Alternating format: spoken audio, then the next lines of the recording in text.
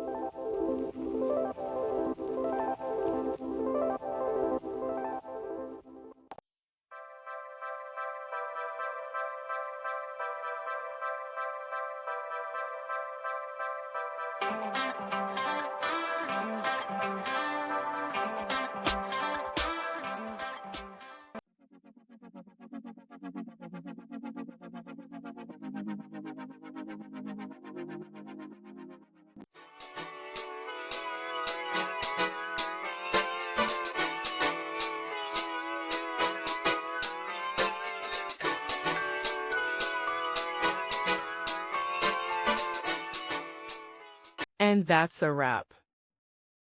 I hope you found the answer you were looking for. If you did, take a second to hit that subscribe button. It really helps out.